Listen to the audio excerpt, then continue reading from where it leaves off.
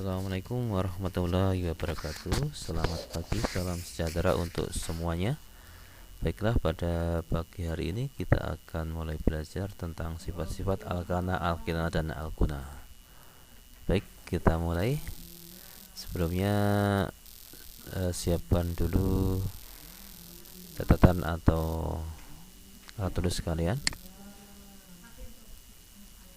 untuk lebih memahami materi, supaya nanti yang ditanyakan itu bisa dicatat, nanti bisa dikirim di grup ya. Oke, sekarang kita mulai sifat-sifat alkana, alkena, dan alkuna. Ini salah tulis ya, sorry. Ini saya betulkan dulu, harusnya ini alkana. Alkana. Oke, nah, sorry, huruf kecil ya. Alkana, ya, ini yang betul, tadi salah ya. Jadi sifat-sifatnya itu nanti yang kita pelajari ada dua macam, yaitu sifat fisis dan sifat kimia ya. Sifat fisis itu sifat yang tidak berhubungan dengan reaksi kimia.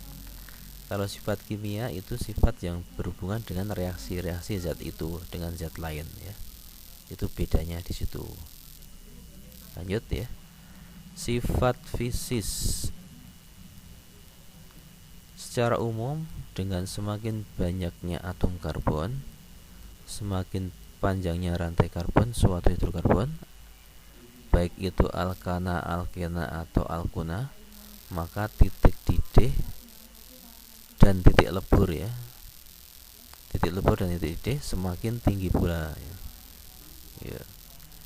Jadi titik didih, titik lebur itu merupakan salah satu sifat fisis atau sifat fisik ya. Kemudian sifat fisik yang kedua, untuk jumlah atom karbon yang sama, isomer dengan rantai karbon yang tidak bercabang memiliki titik didih dan titik lebur yang lebih tinggi daripada isomer dengan rantai karbon bercabang ya. Nih ya. Jadi kalau kita umpamakan, kalau rantai lurus ya itu memiliki kerapatan yang lebih tinggi dibandingkan dengan rantai bercabang. Kalau rantai bercabang itu kerapatannya lebih rendah ya, sehingga titik didihnya itu lebih tinggi ya. Ya, itu. Jadi kalau kita ibaratkan, kalau rantai lurus itu kan kalau dimasukkan dalam satu wadah ya, itu akan bisa lebih rapat untuk memisahkan satu sama yang lain, itu memerlukan tenaga yang lebih banyak. Sebaliknya, kalau yang bercabang itu kerapatannya itu kurang, sehingga jarak antar molekul itu menjadi lebih renggang. Nah, energi yang diperlukan untuk memisahkan antar molekul itu lebih kecil dibandingkan dengan tadi yang tidak bercabang. Itu seperti itu gambarannya ya, gitu ya. Sehingga ini yang rantai lurus itu lebih tinggi, yang bercabang lebih rendah. Oke. Berikutnya, semakin banyak cabang pada rantai karbonnya, semakin rendah titik didih dan titik leburnya. Ini bisa kita pahami seperti tadi perumpamaan ya. Tadi misalnya untuk rantai bercabang ya, itu massa jenis atau kerapatannya itu lebih rendah dibandingkan dengan rantai karbon yang lurus ya. Sehingga makin banyak cabang, makin sulit disusun ya, makin jarang jarak antar molekul, sehingga untuk memisahkannya itu semakin mudah, sehingga titik didih dan titik leburnya itu semakin rendah ya, gitu. Oke, kita lanjutkan ke sifat kimia ya. Sifat kimia pada alkana terjadi reaksi substitusi, yaitu reaksi penggantian gugus atom hidrogen oleh atom lain. Contohnya ini ya, substitusi alkana dengan gas klorin nih ya, menghasilkan metil klorida atau nama lainnya itu klorometana. Kemudian hasil tadi disubstitusi lagi ya, menghasilkan metilen klorida atau diklorometana. Di menunjukkan awalan yang artinya dua, ini ada dua klor ya. Berikutnya untuk alkana, terjadi reaksi pembakaran ya. Jadi alkana itu bisa dibakar. Pembakaran sempurna alkana menghasilkan gas CO2 dan uap air. Ini reaksinya. Oke.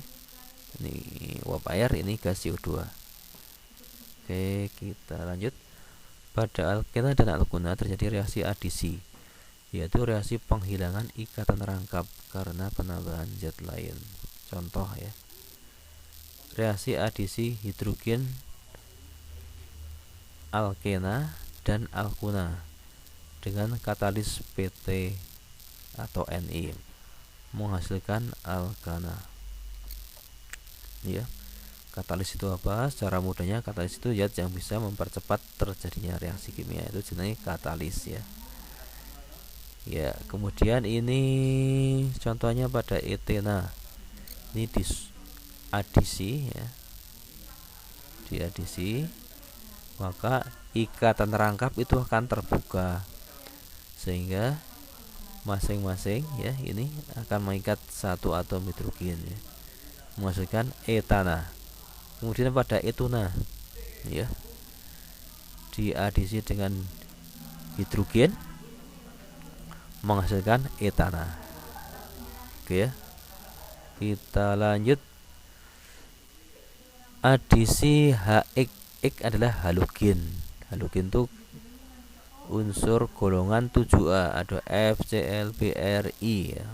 Ya, kenapa AT enggak dimasukkan di sini? Karena AT merupakan unsur buatan ya, tidak ada di alam sehingga bersifat radioaktif ya, sulit ditemukan di alam, sehingga tidak dimasukkan di sini ya. Ya. Nah, adisi gas HX pada alkena dan alkuna berlaku aturan Markovnikov, yaitu jika atom karbon yang berikatan berikatan rangkap mengikat atom hidrogen yang berbeda, atom X akan terikat pada atom karbon yang sedikit mengikat hidrogen. Ini lihat contohnya ya. Ini yang Cl itu akan ke sini ya, memilih atom karbon yang mengikat hidrogen lebih sedikit ya. Kemudian sebaliknya H itu akan memilih atom karbon yang mengikat hidrogen lebih banyak. Jadi ini itu ke sini ya, Cl-nya ke sini sehingga menghasilkan yang seperti ini ya. Ya ini salah.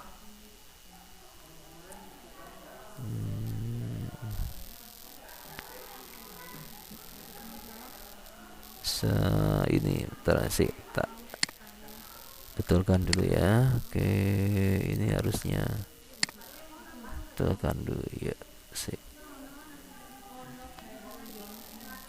Terikat di sini. Nah, ya. Tuh. Ya, jadinya seperti ini. Nah, jadi ini propena ya. Kemudian jadi kloropropana atau propil klorida ya, gitu. Ini propil klorida atau kloropropana ya, gitu. Ya. Kemudian aturan yang berikutnya, jika jumlah atom karbon pada ikatan rangkapnya mengikat jumlah atom hidrogen sama banyak, atom X akan terikat pada atom C yang mempunyai rantai karbon paling panjang ya. Ingat, paling panjang. Atom X akan terikat pada atom C yang mempunyai rantai karbon terpanjang atau paling panjang. Kita lihat sini ya. Nah, contohnya Ini contohnya adalah pada senyawa 2 pentena ya, 2 pentena, 1 2 3 4 5. Nah, ini 2 pentena. Atom hidrogen itu akan menuju ke sini ya. Kemudian atom Cl-nya itu akan mengikat pada atom karbon yang mempunyai rantai yang lebih panjang ya. Di belakangnya lebih panjang, ini ada 1 3, ini cuma 2 tuh. Sehingga atom Cl-nya itu ke sini. Sehingga bentuk rumus strukturnya jadi seperti ini ya. 1 2 3 ya. Jadi namanya ini terikat pada nomor 3 sehingga namanya menjadi kloropentana ya, atau pentil klorida ya.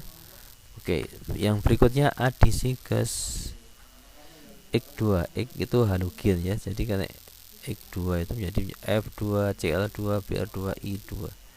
Pada alkena dan alkona menghasilkan haloalkana atau alkil halida ya. Nih. Misalnya pada 2 butena menghasilkan diklorobutana. Ini pada alkuna ya. 1 2 3 4 tetra klorobutana ya. Tetra klorobutana. Ya, oke. Ya. Nah, reaksi ini digunakan untuk mengidentifikasi ikatan rangka pada alkena dan alkuna. Contohnya reaksi etuna dengan air brumin ya. Air brumin itu warnanya coklat. Kemudian kalau terjadi reaksi maka akan terbentuk senyawa 1,2 di bromoetena. Di artinya 2 ya. Ini menghasilkan senyawa yang tidak berwarna gitu ya. Oke, kita lanjut. Ini sebagai latihan. Tuliskan persamaan reaksinya dan berikan nama senyawa yang dihasilkan ya. Nanti aja dibacakan di buku catatan masing-masing. Sekarang kita lanjut dulu yang berikutnya ya. Kegunaan senyawa hidrokarbon. Nah, sekarang apa kita susah-susah mempelajari senyawa hidrokarbon kalau tidak tahu gunanya. Nah, senyawa alkana sebagian besar digunakan sebagai bahan bakar. Contohnya pada metana terdapat dalam LNG. LNG singkatan dari liquefied natural gas atau gas alam cair. Gas alam cair atau LNG digunakan untuk bahan bakar pada industri. Misalnya industri pupuk, industri pengolahan bahan tambang dan sebagainya. Itu biasanya memakai bahan bakar LNG. Kemudian etana sampai pentana, jumlah atom C1 sampai dengan 5 terdapat dalam LPG, singkatan dari liquefied petroleum gas atau gas minyak bumi cair. Ini untuk bahan bakar rumah tangga.